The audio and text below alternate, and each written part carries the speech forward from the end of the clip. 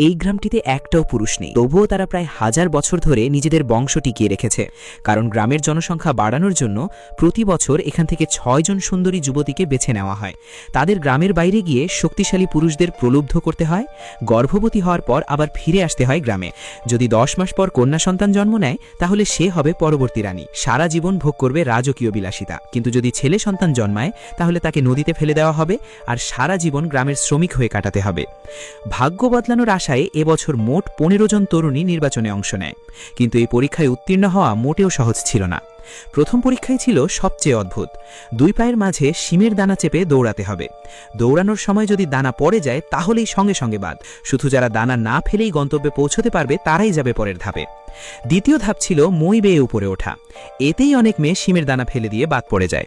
তৃতীয় ধাপে দানা চেপে রেখেই দড়ি লাফ দিতে হয়। দেখতে সহজ মনে হলেও আগের 2 ধাপের ক্লান্তিতে প্রায় সবাই ভেঙে পড়ার উপক্রম হয়।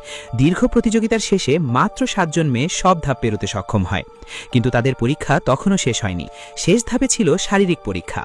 কারো পায়ে অতিরিক্ত লোম থাকলে তাকে সঙ্গে সঙ্গে বাদ দেওয়া হতো। এক মেয়ে পরীক্ষকের কাছে একটু ছাড় চাইলেও শুধু নারীদের এই গোত্রে সন্তান জন্ম দেওয়ার নিয়ম ছিল অত্যন্ত কঠোর। সব পরীক্ষার শেষে অবশেষে মাত্র 6 জন তরুণী নির্বাচিত হয়।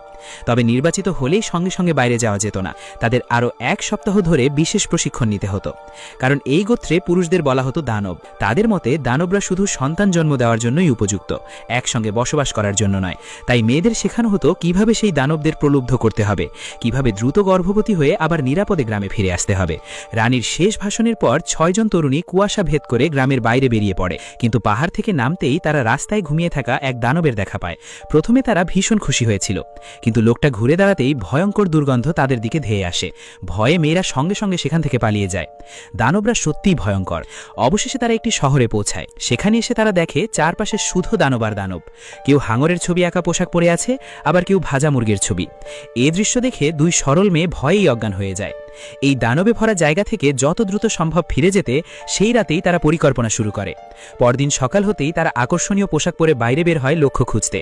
তাদের একটাই উদ্দেশ্য, কাজ শেষ করে যত দ্রুত সম্ভব বাড়ি ফিরে যাওয়া।